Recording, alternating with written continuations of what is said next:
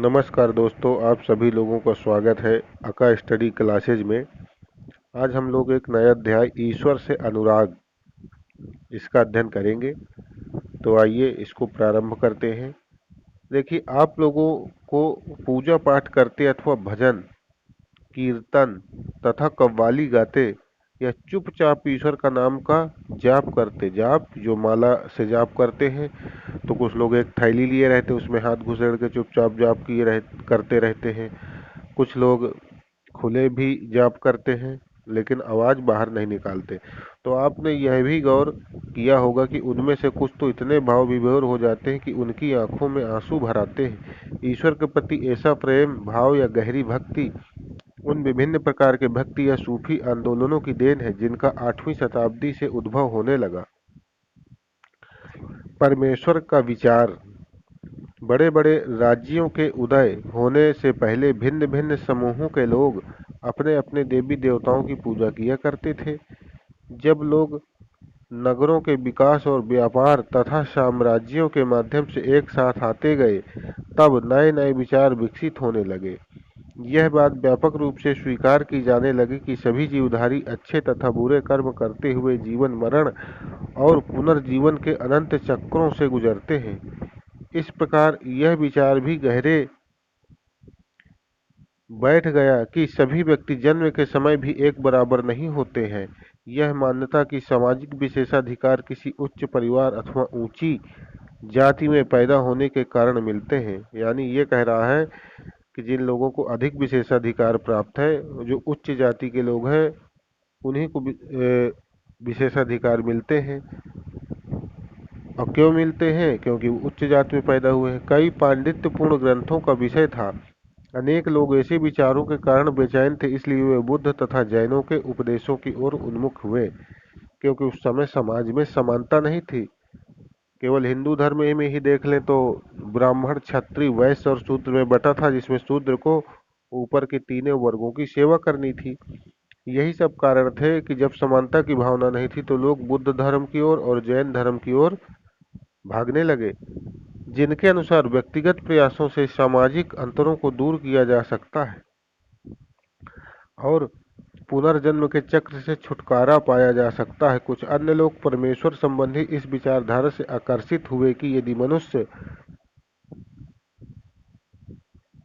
भक्ति भाव से परमेश्वर की शरण में जाए तो परमेश्वर व्यक्ति को इस बंधन से मुक्त कर सकता है। श्रीमद् भगवद गीता में यह व्यक्त विचार किया गया है कि सामान्य सन ईसवी सन की प्रारंभिक शताब्दियों में लोकप्रिय हो गया था। यानी यदि हम ईश्वर की भक्ति भाव से करें तो हमें कोई भी आडंबर करने की, हवन यज्ञ करने की, माला जपने की जरूरत नहीं है। केवल भक्ति भाव से भर करें तो हम ईश्वर को प्राप्त कर सकते हैं। इस विचार को कौन ला रहा है? श्रीमद् भागवत गीता ला रहा है। यहाँ पे क्या लिखा है देखते हैं। भक्ति की शुरुआत इन्हीं देवी देवताओं की पूजा का चलन भी शुरू हुआ। बाद में हिंदू धर्म की यह प्रमुख पहचान बन गई। इनमें शिव, विष्णु और दुर्गा जैसी देवी देवता शामिल थे। इन देवी देवताओं की पूजा भक्ति परंपरा के माध्यम से की जाती थी। भक्ति उस समय काफी लोकप्रिय परंपरा बन गई। किसी देवी या देवता के प्रति श्रद्धा को ही भक्ति कहा जाता है। भक्ति का पथ सबके लिए खुला था, चाहे वह धनी हो, गरीब हो, ऊंची जाति का हो या नीची जाति का। जैसे हवन यज्ञ कराना है तो उसमें खर्च लगेगा, तो जिसके पास पैसा होगा, धनी होगा, वही करा पाएगा। लेकिन यदि मुंह से ही राम राम जपना है तो चाहे गरीब आदमी हो, चाहे अमीर आदमी हो, चाहे ऊंची जात का हो, राम राम तो कोई भी जप सकता है। इसमें तो पैसा लगना नहीं है, बस यही चीज है। तो यही भक्ति मार्ग सबके लिए खुला था, स्त्री हो या पुरुष हो। भक्ति मार्ग की चर्चा हिंदुओं के पवित्र ग्रंथ भगवत गीता में की गई है। ये देखिए, गीता का एक चित्र दिया हुआ है भगवत गीता का। ये देखिए, आगे श्री कृष्ण बैठे हैं और पीछे अर्जुन बैठा है, जिसको श्री कृष्ण उपदेश दे रहे हैं। विशद धार्मिक अनुष्ठानों के माध्यम से शिव, विष्णु तथा दुर्गा को परम देवी देवताओं के रूप में पूजा जाने लगा। साथ साथ भिन्न भिन्न क्षेत्रों में पूजे जाने वाले देवों एवं देवियों को शिव, विष्णु या दुर्गा का रूप माने जाने लगे। इस प्रक्रिया में स्थानीय मिथक तथा किस्से कहानियां पौराणिक कथाओं का अंग बन गए। पुराणों में पूजा की जिन पद्धतियों की अनुशंसा की गई है उन्हें स्थानीय पंथों में भी अपनाया जाने लगा। और पुराणों की संख्या कितनी है? पुराणों की संख्या है 18। आगे चलकर पुराणों में भी इस बात का उल्लेख किया गया कि भक्त भले ही किसी भी जाति पाति का हो, वह सच्ची भक्ति से ईश्वर की कृपा प्राप्त कर सकता है। यानी भगवान के लिए कोई भी जाति धर्म का आदमी है, उसके लिए सब बराबर है, ये बताना चाह रहा है। भक्ति की विचारधारा इतनी अधिक लोकप्रिय हो गई कि बौद्धों और जैन मतावलंबियों ने भी इन विश्वासों को अपना लिया। दक्षिण भारत में भक्ति का एक नया प्रकार नयनार और अलवार 7वीं से 9वीं शताब्दियों के बीच कुछ नए धार्मिक आंदोलनों का प्रादुर्भाव हुआ। इन आंदोलनों का नेतृत्व नयनार शैव संतों ने किया। अब देखो नयनार को कैसे याद करेंगे आप? नयनार शैव हैं, जो भगवान शिव है उनकी एक आंख, दो आंख और एक ऊपर रहती है तीसरी आंख। तो नयन किसके हैं? 3 शिव जी के। तो नयनार शैव। अब बचे अलवार, तो अलवार फिर अब ये क्लियर हो गया। और अलवार जो है वैष्णव संतों ने किया। यानी इन जो आंदोलन भक्ति आंदोलन चला तो शिव और विष्णु नयनारों और अलवारों दोनों ने किया। ये संत सभी जातियों के थे, जिनमें पुलैया और पनार जैसी अस्पृश्य यानी जिनको छुआ नहीं जाता था वो जातियों के लोग भी शामिल थे। पुलैया और पनार वे बौद्धों और जैनों के कटु आलोचक थे और शिव तथा विष्णु के प्रति सच्चे प्रेम को मुक्ति का मार्ग बताते थे। उन्होंने संगम साहित्य, तमिल साहित्य का प्राचीनतम उदाहरण और सामान्य सन यानी ईस्वी सन की प्रारंभिक शताब्दियों में रचित में समाहित प्यार और शूरवीरता के आदर्शों को अपनाकर भक्ति के मूल्यों में उनका समावेश किया। नयनार और अलवार घुमक्कड़ साधु संत थे, यानी घूमते रहते थे और जिस किसी स्थान या गांव में जाते थे वहां के स्थानीय देवी देवताओं की प्रशंसा में सुंदर कविताएं रचकर उन्हें संगीतबद्ध कर दिया करते थे। तो भाई यदि अपने धर्म का प्रचार करना है तो घूम घूम के ही करना पड़ेगा, क्योंकि उस समय टीवी तो थी नहीं कि भक्ति चैनल लगा दे और यहीं से बैठे बैठे करे, या कहीं एक जगह पे भगवत पाठ चल रहा है और उसको लाइव कर दिया तो सब लोग सुन ले। तो उस समय जाना ही पड़ता था, तो घूम घूम के ही प्रचार किया करते थे। नयनार और अलवार कुल मिलाकर नयनार कितने थे? 63 थे। तो यहाँ से ध्यान रखिए, नयन मैंने बताए थे ना 3, तो एक तो 3 ये आया है और 3 का गुणा 2 कर दो 6 हो गया, तो हो गए 63।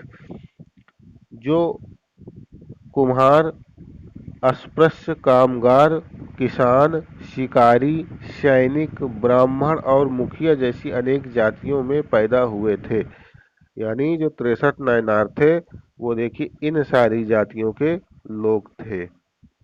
ठीक है, उनमें सर्वाधिक प्रसिद्ध थे नयनारों में सर्वाधिक प्रसिद्ध थे अपार, शमबंदर, सुंदरार और मणिकवाचगर। ठीक, एक बंदर है जो सुंदर है, उसके पास मणि है। इस तरह से इसको दिमाग में डाल लीजिए कि एक बंदर सुंदर जिसके पास मणि है और अपार। उनके गीतों के 2 संकलन हैं, तेवरम और तिरुवाचगम। ये भी ते से चालू हो रहा है और ये भी ता से चालू हो रहा है। तेवरम तिरुवाचगम किसके हैं? नयनारों के। अब आए अलवार। अलवार यानी वैष्णव वाले। तो इन संतों की संख्या 12 थी। वे भी भिन्न भिन्न प्रकार की पृष्ठभूमि से आए थे। उनमें से सर्वाधिक प्रसिद्ध थे पेरी अलवार, उनकी पुत्री अंडाल, तोंडर डिप्पोडी अलवार और नम्मालवार। उनके गीत दिव्य प्रबंधम में संकलित हैं। यानी अलवारों के गीत किसमें हैं? दिव्य प्रबंधम में। और नयनारों यानी शिव भक्ति के जो गीत हैं वो किसमें संकलित हैं? वो संकलित हैं तेवरम में और तिरुवाचकम में। 10वीं से 12वीं सदियों के बीच चोल और पांड्य राजाओं ने उन अनेक धार्मिक स्थलों पर विशाल मंदिर बनवा दिए जहां की संत कवियों ने यात्रा की थी। इस प्रकार भक्ति परंपरा और मंदिर पूजा के बीच गहरे संबंध स्थापित हो गए। यही वह समय था जब उनकी कविताओं का संकलन तैयार किया गया था। इसके अलावा अलवारों तथा नयनार संतों की धार्मिक जीवनियां भी रची गईं। आज हम भक्ति परंपरा के इतिहास के लेखन में इन जीवनियों का स्रोत के रूप में प्रयोग करते हैं। माणिक्यवासगार की एक कांस्य प्रतिमा, यानी माणिक्यवासगार की देखिए एक प्रतिमा ये दिखाई गई है। आगे चलते हैं। भक्त और भगवान, ये एक रचना है, इसको हम लोग नहीं पढ़ते हैं। आगे चलते हैं। दर्शन और भक्ति। भारत के सर्वाधिक प्रभावशाली दार्शनिकों में एक थे शंकर, जिनको हम शंकराचार्य के नाम से जानते हैं। इनका जन्म 8वीं शताब्दी में केरल के कलादी में हुआ था। का से केरल है और का से कलादी। कलादी जो है गांव का नाम है। केरल के कलादी में 8वीं शताब्दी में हुआ था। वे अद्वैतवाद के समर्थक थे, जिनके अनुसार जीवात्मा और परमात्मा, परमात्मा यानी ईश्वर और जीवात्मा, जो आप लोग के हमारे भीतर आत्मा है वो जीव की आत्मा हो गई, दोनों एक ही है। यानी भगवान और हम, हमारे अंदर जो आत्मा है वो एक ही है। उन्होंने यह शिक्षा दी कि ब्रह्मा जो एकमात्र या परम सत्य है वह निर्गुण है और निराकार है। शंकर ने हमारे चारों ओर के संसार को मिथ्या या माया माना और संसार का परित्याग करके अर्थात संन्यास लेने और ब्रह्मा की सही प्रकृति को समझने और मोक्ष प्राप्त करने के लिए ज्ञान के मार्ग को अपनाने का उपदेश दिया। रामानुज 11वीं शताब्दी में तमिलनाडु में पैदा हुए थे। वो शंकराचार्य हो गए, उनका हो गया वो 8वीं शताब्दी में केरल के कलादी में हुए हैं। अब आ रहे हैं आगे रामानुज, ये दूसरे व्यक्ति हैं। ये क्या है? ये 11वीं शताब्दी में, वो 8वीं में थे, ये 11वीं शताब्दी में। तमिलनाडु यानी भारत के एकदम नीचे। देखिए जैसे मैं भारत का नक्शा बनाऊं ऐसे, तो ये जो क्षेत्र है ये तमिलनाडु है, यहाँ रामानुज है, और ये केरल है। केरल का मालाबार तट, जहाँ से वास्को डी गामा आया था, तो केरल के मालाबार, तो इसी केरल राज्य में रामानुज पैदा हो रहे हैं। कब? 11वीं शताब्दी में। और वे विष्णु भक्त थे। देखिए विष्णु का अवतार कौन है? राम। राम विष्णु के अवतार माने जाते हैं। तो रामानुज क्या थे? विष्णु भक्त थे। और क्या है? अलवार संतों से बहुत प्रभावित थे ये रामानुज। उनके नाम में राम है, विष्णु के खुद अवतार है और उन्हीं से प्रभावित हो रहे हैं। ठीक है। उनके अनुसार मोक्ष प्राप्त करने का उपाय विष्णु के प्रति अनन्य भक्ति भाव रखना है। भगवान विष्णु की कृपा दृष्टि से भक्त उनके साथ एकाकार होने का परमानंद प्राप्त कर सकता है। रामानुज ने विशिष्टाद्वैत के सिद्धांत को प्रतिपादित किया। शंकराचार्य ने अद्वैत और ये विशिष्टाद्वैत, यानी ऐसा द्वैत जो विशिष्ट है, जिनके अनुसार आत्मा परमात्मा से जुड़ने के बाद भी अपनी अलग सत्ता बनाए रखती है। उन्होंने कहा कि आत्मा और परमात्मा एक है, लेकिन रामानुज कह रहे हैं कि आत्मा परमात्मा से जुड़ तो जाती है लेकिन फिर भी थोड़ा सा वो अलग रहती है। तो रामानुज के सिद्धांत ने भक्ति की नई धारा को बहुत प्रेरित किया, जो परवर्ती काल में उत्तरी भारत में विकसित हुई। यानी ये वैष्णव भक्त थे। देखिए हमारे उत्तर भारत में, उत्तर प्रदेश जो आता है, मध्य प्रदेश आता है, ये सब उत्तर भारत में आता है। तो इधर देखिए राम भक्ति खूब चलती है। राम जी का तो अब मंदिर भी बन गया है अयोध्या में, और कृष्ण भक्ति भी खूब चलती है। तो कृष्ण जी का कहाँ बना हुआ है? मथुरा में। तो ये देखिए दोनों ही देवताओं की पूजा हमारे उत्तर भारत में हो रही है। तो यही कह रहा है कि परवर्ती काल में उत्तरी भारत में विकसित किया इन्होंने। बसवन्ना का वीर शैववाद। हमने पहले पढ़ा कि तमिल भक्ति आंदोलन और मंदिर पूजा के बीच क्या संबंध थे। इसके परिणाम स्वरूप जो प्रतिक्रिया हुई वह बसवन्ना और अल्लमा प्रभु और अक्क महादेवी जैसे उनके साथियों द्वारा प्रारंभ किए गए वीर शैव आंदोलन में स्पष्टतया दिखाई देती है। यह आंदोलन 12वीं शताब्दी के मध्य में कर्नाटक में प्रारंभ हुआ। 12वीं शताब्दी में कौन सा? वीर शैव याद या बसवन्ना। देखिए, बा से बसवन्ना और वा से वीर शैव और क्या है? 12वीं। तो बसवन्ना 12वीं, तो यानी 12वीं शताब्दी में बसवन्ना आंदोलन ये प्रारंभ हो रहा है। यह आंदोलन 12वीं शताब्दी के मध्य में कर्नाटक में प्रारंभ हुआ। वीर शैवों ने सभी व्यक्तियों की समानता के पक्ष में और जाति तथा नारी के प्रति व्यवहार के बारे में ब्राह्मणवादी विचारधारा के विरुद्ध अपने प्रबल तर्क प्रस्तुत किए। इनके अलावा वे सभी प्रकार के कर्म कांडों और मूर्ति पूजा के विरोधी थे। यानी ये कर्म कांड भी नहीं मान रहे, हवन, पूजा पाठ, व्रत त्योहार ये सब नहीं मान रहे, और मूर्ति पूजा भी नहीं मान रहे हैं, दोनों का विरोध कर रहे हैं। ये वीर शैवों के वचन हैं। आगे चलते हैं। दक्कन में भक्ति आंदोलन। 13वीं सदी से 17वीं सदी का महाराष्ट्र में अनेकांत संत कवि हुए, जिनमें सरल मराठी भाषा, मराठी महाराष्ट्र की भाषा है और वहाँ की लोकल लैंग्वेज है, में लिखे गए गीत आज भी जन मन को प्रेरित करते हैं। उन संतों में सबसे महत्वपूर्ण थे ज्ञानेश्वर। यानी महाराष्ट्र में जो भक्ति का प्रारंभ किया वो किया सर्वप्रथम किसने? ज्ञानेश्वर ने किया।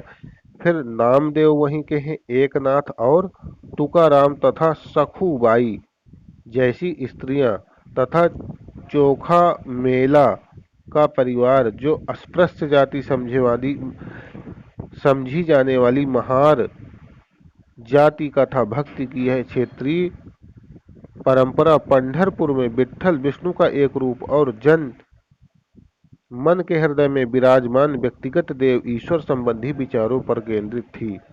यानी हम देखें तो जो महाराष्ट्र में हुए संत ज्ञानेश्वर हुए, इसके बाद नामदेव हुए, इसके बाद एकनाथ हुए,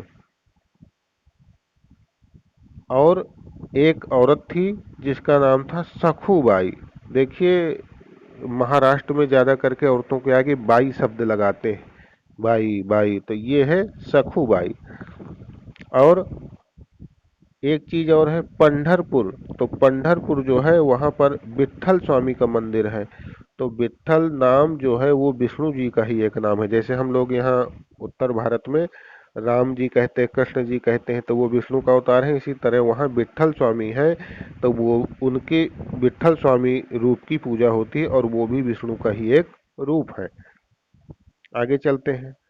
इन संत कवियों ने सभी प्रकार के कर्म कांडों, पति पवित्रता के ढोंगों, कर्मकांडों को और पवित्रता के ढोंगों और जन्म पर आधारित सामाजिक अंतरों का विरोध किया।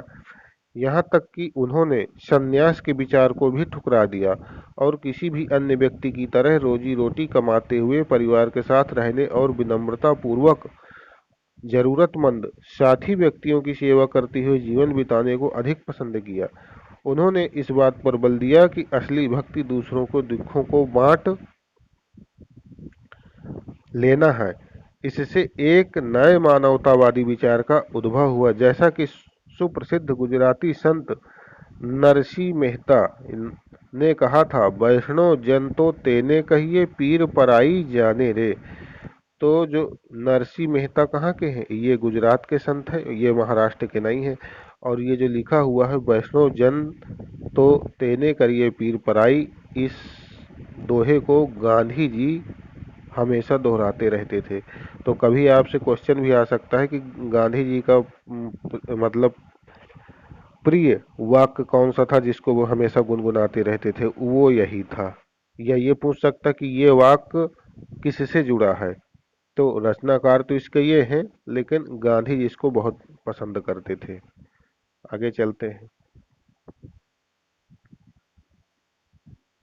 नाथपंथी सिद्ध और योगी। इस काल में अनेक ऐसे धार्मिक समूह उभरे जिन्होंने साधारण तर्क वितर्क का सहारा लेकर रूढ़िवादी धर्म के कर्म कांडों और अन्य बनावटी पहलुओं तथा समाज व्यवस्था की आलोचना की। उनमें नाथपंथी, सिद्ध, सिद्धाचार और योगी जन उल्लेखनीय है। उन्होंने संसार का परित्याग करने का समर्थन किया। उनके विचार से निराकार परम सत्य का चिंतन मनन और उसके साथ एक हो जाने की अनुभूति ही मोक्ष का मार्ग है।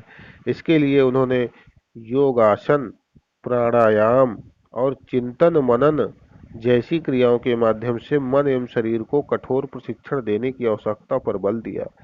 वे समूह खास तौर पर नीची कही जाने वाली जातियों में बहुत लोकप्रिय हुए। उनके द्वारा की गई रूढ़िवादी धर्म की आलोचना ने भक्ति मार्गीय धर्म के लिए आधार तैयार किया, जो आगे चलकर उत्तरी भारत में लोकप्रिय शक्ति बना। ये देखिए, यहाँ पर एक चित्र दिखाया गया है जिसमें देखिए कुछ साधु लोग बैठे हैं और कुछ लोग तो देखिए ये तो लंगोटे लगा है और ये तो लगता है निर्वस्त्र ही है। ये लोग भी निर्वस्त्र बैठे हैं। तो बस यहाँ पे देखिए आग जलाए हुए हैं, तो आग जला रहे हैं। कोई कर्म कांड नहीं, कुछ नहीं, केवल ऐसे ही बैठ के तपस्या करना ये लोग करते थे। इस्लाम और सूफी मत।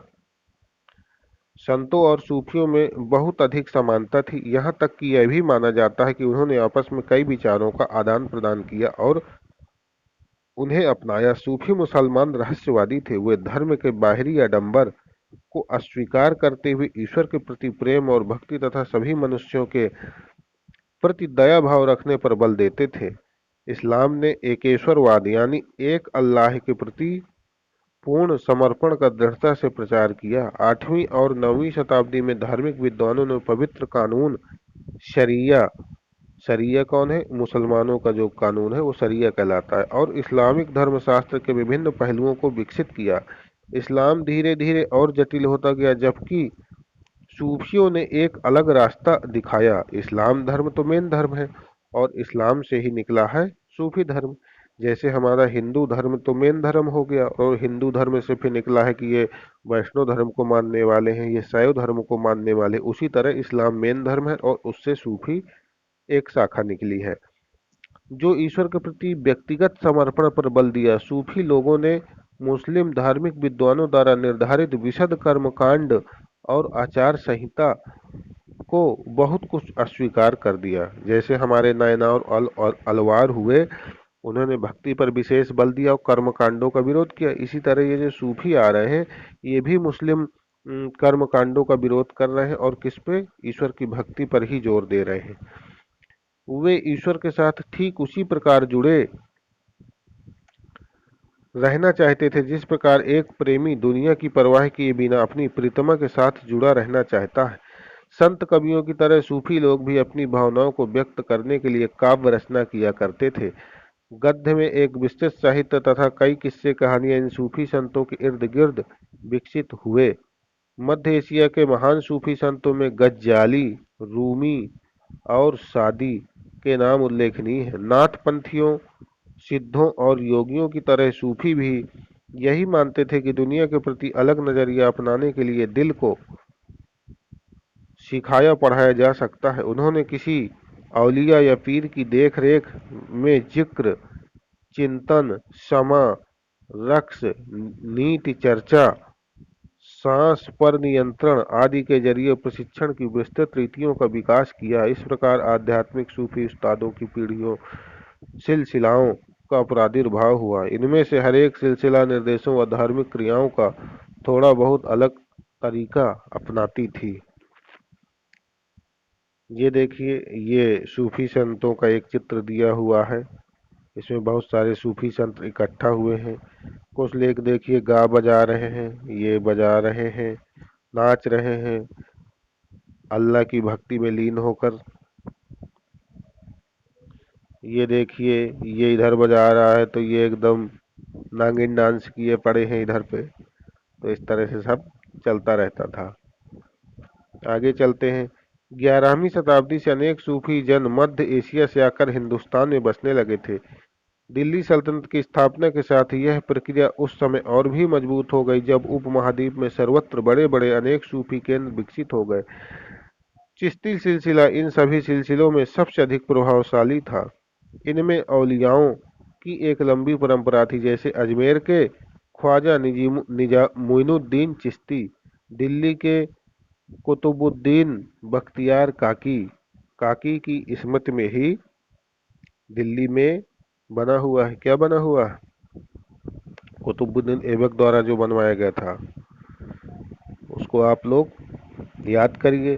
पंजाब के बाबा फरीद, दिल्ली के ख्वाजा निजामुद्दीन औलिया और गुलबर्गा के बंदा नवाज गेशु दराज सूफी संत अपने खानकाहों में विशेष बैठकों का आयोजन करते थे, जहां सभी प्रकार के भक्तगण, जिनमें शाही घरानों के लोग तथा अभिजात और आम लोग भी शामिल होते थे, इन खानकाहों में आते थे। वे आध्यात्मिक विषयों पर चर्चा करते थे, अपनी दुनियादारी की समस्याओं को सुलझाने के लिए संतों से आशीर्वाद मांगते थे अथवा संगीत तथा नृत्य के जलसों में ही शामिल होकर चले जाते थे। अक्सर लोग यह समझते थे कि सूफी औलियाओं के पास चमत्कारिक शक्तियां होती हैं, जिनसे आम लोगों को बीमारियों और तकलीफों से छुटकारा मिल सकता है।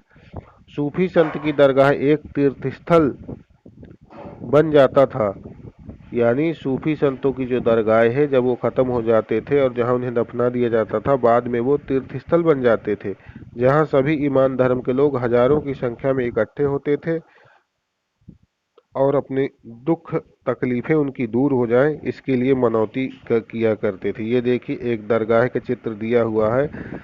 ये देखिए यहाँ पे कुछ औरतें आई हैं और कुछ दुआ कर रही हैं कि हमारा ये ठीक हो जाए, और ये अंदर से मौलवी हो सकता है वहाँ का, जो इनको दुआ दे रहा है।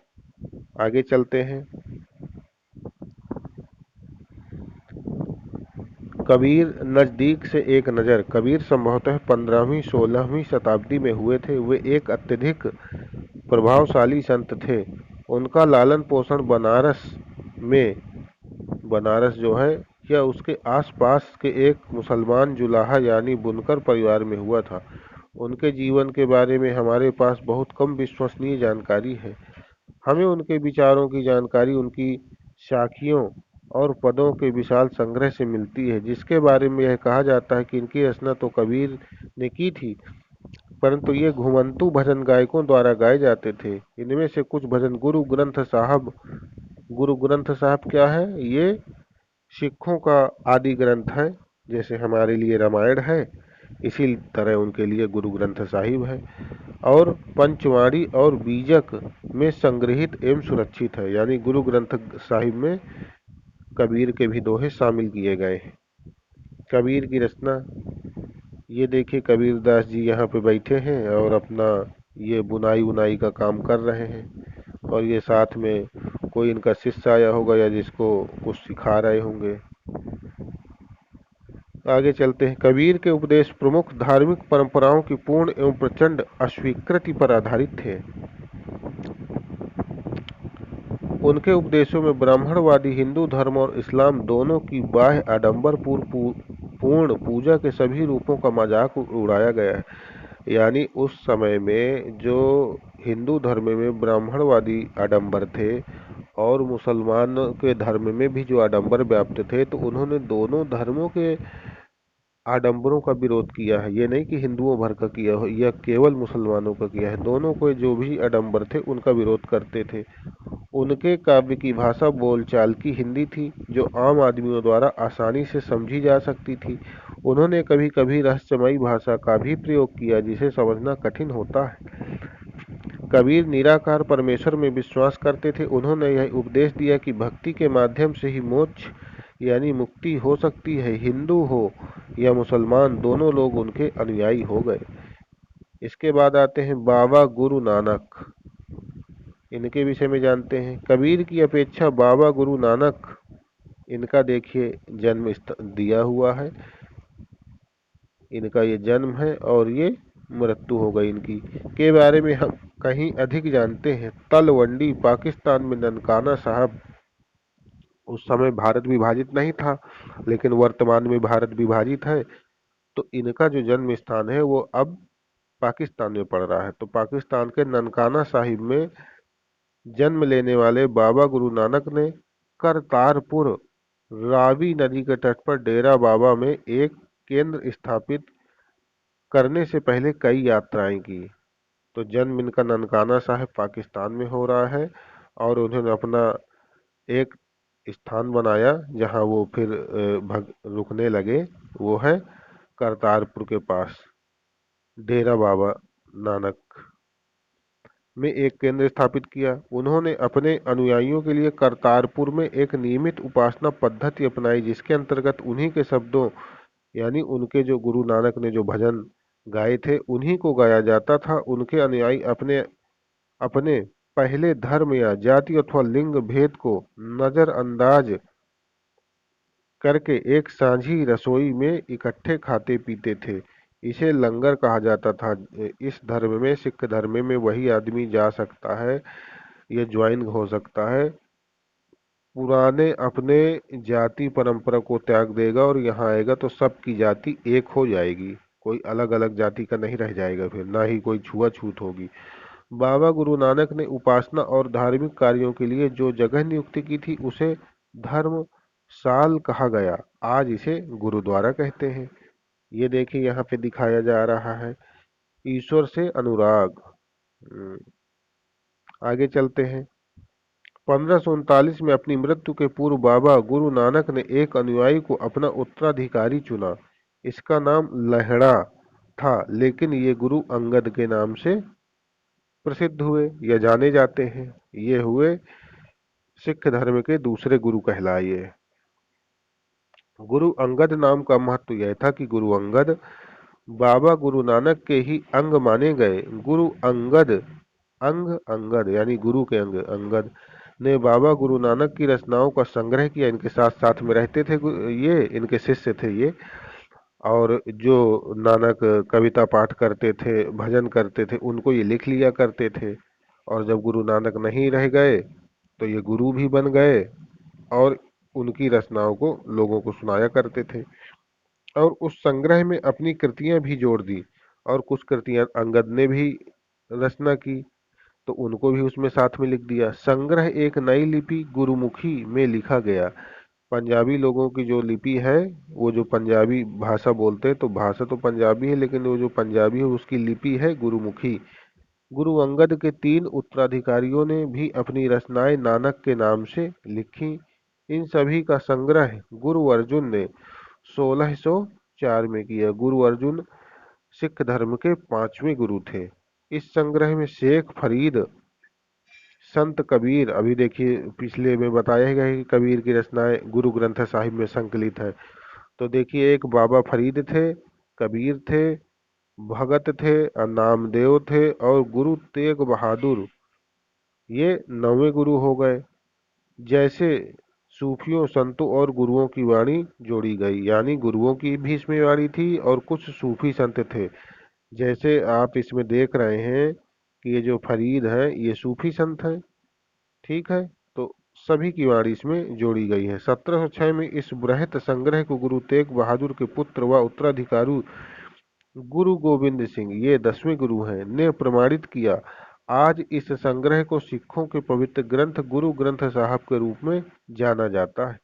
16वीं शताब्दी में बाबा गुरु नानक के उत्तराधिकारियों के नेतृत्व में उनके अनुयायियों की संख्या का विस्तार हुआ। ये अनुयायी कई जातियों के थे, परंतु उनमें व्यापारी, कृषक और शिल्पकार ज्यादा थे। इनकी वजह यह हो सकती है कि बाबा गुरु नानक इस बात पर बल दिया करते थे कि उनके अनुयायी गृहस्थ हों और उपयोगी व उत्पादक पेशों से जुड़े हों। अनुयायियों से यह आशा भी की जाती थी कि वे नए समुदाय के सामान्य कोष में योगदान करें। 17वीं शताब्दी के प्रारंभ में केंद्रीय गुरुद्वारा हरमंदर साहब स्वर्ण मंदिर, जिसको आज हम लोग स्वर्ण मंदिर कहते हैं, वो हरमंदर साहब के नाम से पहले जाना जाता था, के आसपास रामदासपुर शहर अमृतसर विकसित होने लगा था। ये जो अमृतसर वर्तमान में आप देख रहे हैं, ये पहले रामदासपुर नाम से जाना जाता था। और ये जो रामदास थे, ये सिखों के चौथे गुरु हुए हैं। पहले गुरु नानक, दूसरे अंगद, तीसरे अमर, चौथे रामदास और 5वें गुरु अर्जुन, जिन्होंने गुरु ग्रंथ साहिब का संकलन किया था। प्रशासन में यह वास्तव में स्वायत्त था। आधुनिक इतिहासकार इस युग के सिख समुदाय को राज्य के अंतर्गत राज्य मानते हैं। मुगल सम्राट जहांगीर इस समुदाय को एक संभावित खतरा मानता था। उसने 1606 में गुरु अर्जुन को मृत्यु दंड दे दिया। 5वें गुरु थे और 6 में उनको मृत्युदंड दे दिया है। 17वीं शताब्दी में सिख आंदोलन का राजनीतिकरण शुरू हो गया, जिसका दूरगामी परिणाम यह हुआ कि 1699 में गुरु गोबिंद सिंह ने खालसा की संस्था का निर्माण किया। खालसा पंथ के नाम से जाना जाने वाला सिख समुदाय अब एक राजनैतिक सत्ता बन गया। तो खालसा पंथ की स्थापना कौन कर रहे हैं? गुरु गोबिंद सिंह ने की और 1699 में की थी। 16वीं और 17वीं शताब्दियों की बदलती हुई ऐतिहासिक परिस्थितियों ने सिख आंदोलन के विकास को प्रभावित किया। शुरू से ही बाबा गुरु नानक के विचारों का सिख आंदोलन पर गहरा प्रभाव पड़ा। उन्होंने एक ईश्वर की उपासना के महत्व पर जोर दिया। उन्होंने आग्रह किया कि जाति, धर्म अथवा लिंग भेद मुक्ति प्राप्ति के लिए कोई मायने नहीं रखते। उनके लिए मुक्ति किसी निष्क्रिय आनंद की स्थिति नहीं थी, बल्कि सक्रिय जीवन व्यतीत करने के साथ साथ सामाजिक प्रतिबद्धता की निरंतर कोशिशों में ही निहित थी। अपने उपदेश के सार को व्यक्त करने के लिए उन्होंने 3 शब्दों का प्रयोग किया: नाम, दान और स्नान। नाम से उनका तात्पर्य है सही उपासना से था, यानी भगवान की उपासना सही से करो। दान का अर्थ था दूसरों का भला करो, और इन स्नान का तात्पर्य था आचार विचार की पवित्रता, यानी पानी से स्नान कर लिया तो आप पवित्र नहीं हो गए, आपके विचार और काम यानी क्रियाकलाप भी पवित्र हों। आज उनके उपदेशों को नाम जपना, किर्त करना और वंड छकना के रूप में याद किया जाता है। ये अवधारणाएं भी उचित विश्वास और उपासना, ईमानदारी पूर्ण निर्वाह और संसाधनों को मिल बांटकर प्रयोग करना यानी कि दूसरों की मदद के महत्व को रेखांकित करती है। इस तरह बाबा गुरु नानक के समानता के विचारों के सामाजिक राजनैतिक मायने थे। शायद इसी बात से हमें बाबा गुरु नानक और उनके अनुयायियों के इतिहास और कबीर, रविदास और दादू जैसे संतों और उनके अनुयायियों जिनके विचार गुरु नानक के विचारों के काफी करीब थे, के इतिहास में फर्क को समझने में